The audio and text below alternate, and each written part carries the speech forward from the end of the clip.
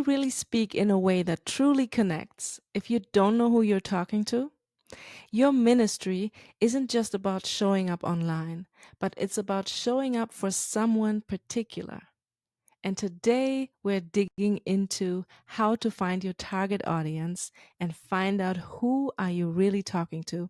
Welcome back to Kingdom Digital episode 3. I'm still practicing saying Kingdom Digital 3 times fast.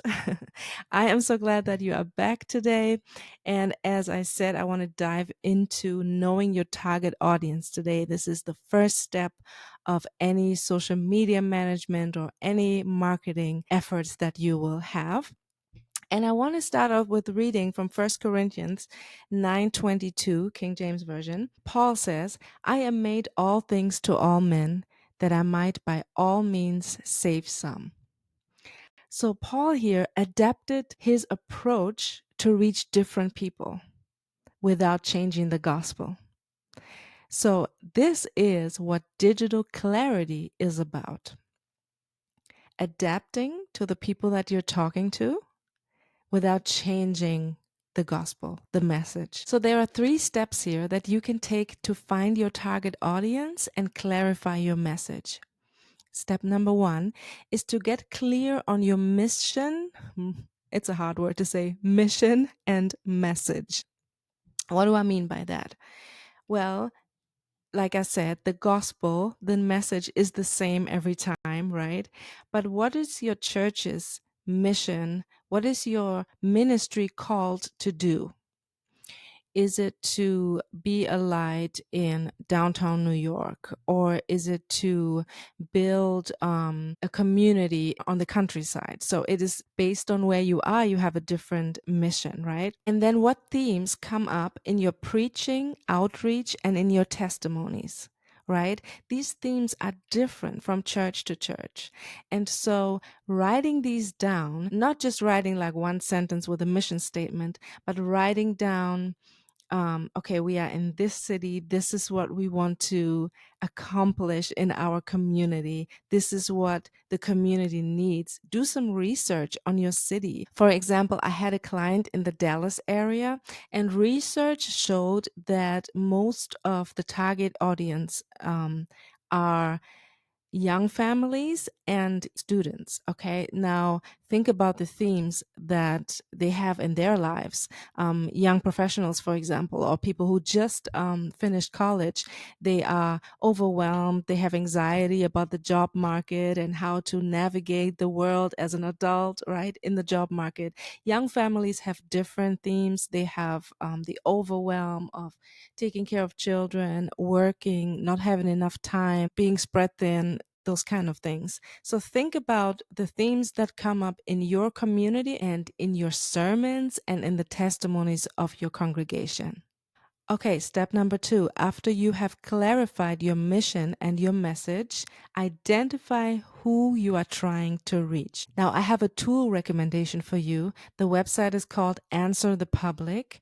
I believe with the free plan, you have 3 searches per day that you can make.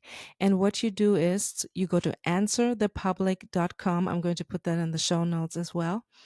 And you type in a keyword of what you think your target audience is looking for. For example, community near me or how to get closer to God, things that you know are in the minds of people. Now, this tool will spit out some information and give you the demographics, age, lifestyle, and struggles of people who search for that keyword. And based on that, you can then pivot your strategy.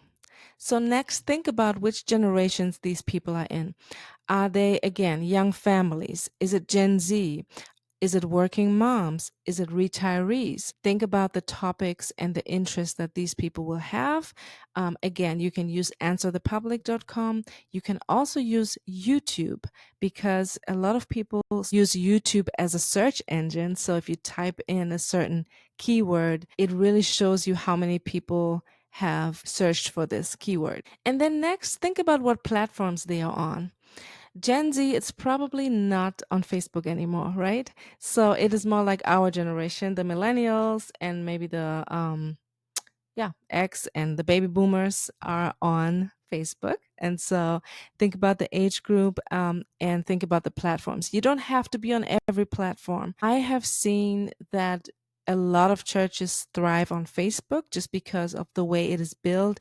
You can have groups, you can have communities, you can have events, ads, and all these things. So Facebook is a wonderful place. If you have a well set up Facebook page for your church, you are good. So now you became clear on your mission and message. Next, you have identified who are you trying to reach.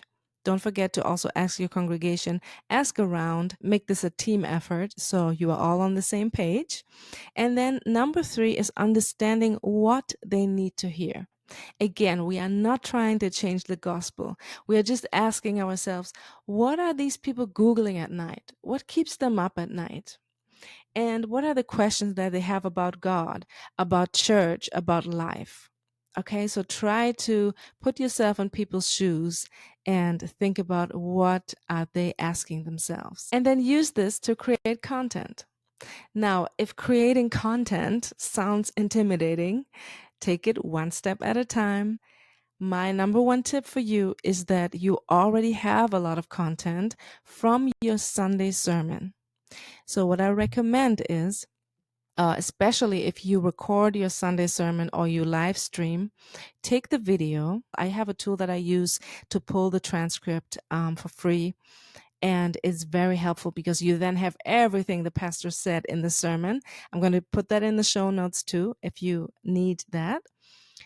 And then what you're going to do is you're going to go into ChatGPT, ask ChatGPT, can you look at my transcript? You can upload it there, by the way, and give me 5 quotes from this sermon. Now, of course, you want to double check that. Don't just trust AI 100%. You just use it for some inspiration. Go through what it gives you.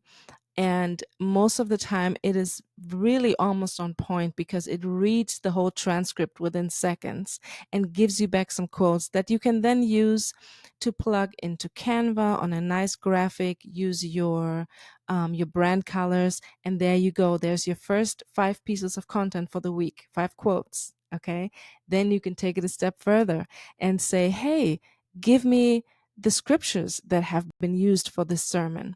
And you can use the scripture verses for content. If you want to take it a step further, you can go to opusclip.com. I love OpusClip. Again, the link will be in the show notes. And give it your YouTube link, or upload your video there, and it will spit out bite-sized sermon clips, video clips that you can then use for Instagram Reels, for TikToks, for Facebook Reels, or for YouTube Shorts to have some more content going for you. You can now link YouTube Shorts to the long form video, so that will give you some watch times and watch hours on YouTube. But what I'm trying to say is that you already have the content if you have a Sunday sermon. And if you don't record your sermon on video, first of all, you definitely should. Please get a camera or just whip your phone out and make sure there is a video of the sermon. Yeah, and that just gives you so many ideas, so much context, and so much content for the week. You can then ask ChatGPT to help you write a blog post with, based on the sermon that you can put on your website. You can have text posts or threads for threads or for X. So there are endless ways that you can use one sermon for a week's content, and I'm going to challenge that you will probably even have 2 weeks content from one sermon. Try it out. And if you need any help, hit me up with some questions in the comments. And I hope this was clear. I want to give you an example. For example, a church reaching young adults might post more reels or shorts about anxiety or purpose, right? Because young people need guidance in their lives, and there's a lot of anxiety. It is 2025. There's so much going on in the world, in politics, in the job market, in the church. Okay, that there is a lot of anxiety. So that is something that you would probably create more content towards. If your ministry has a lot of single moms, you may focus on more encouragement and prayer and community building, building that community that raises the children together and gives encouragement and gives hope and strength. And I want to share a real moment with you. I had this same experience when I started out in marketing and in social media management. I wanted to help everyone. I wanted to help every industry, every small business, especially in my area. Okay. So my marketing and my messaging was I can help everyone, just come to me and I will give you customers. And, whether you are a church or a plumbing company or a pizza store, and then I realized two things. The first thing was that as I was speaking to everyone, I was speaking to no one, and no one responded because no one really felt, oh, she means me, right? The second thing that I noticed is that I had the passion for churches. I just have the passion for ministry. I wanted to be a part of God's kingdom. I wanted to use my nerdiness and my I call myself a creative nerd because I do love data and analytics, but I also love to be creative and create things like graphics and things like that. And so, what I'm trying to say is, I had the same experience. When I narrowed down my messaging to only churches and Christian ministries, that's when I got the response. And so, it is like this in every industry. And so, yeah, with church, it's the same thing. The message, the gospel is the same, but who you are talking to, let's be like Paul and be all things to all men so we can save some. Amen. I want to encourage you today and leave you with this. Take 10 minutes out of your day today and write an audience bio. Write a 2 to 3 sentence bio of the person that you think your target audience is. And then you can use these online tools to verify that. But write down, how old are they? Are they um, 18 to 30? Are they 35 to 55?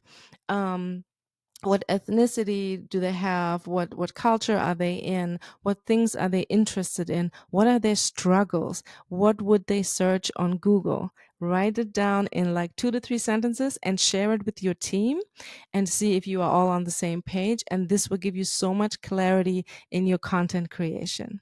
And the result will be that you will get some engagement online.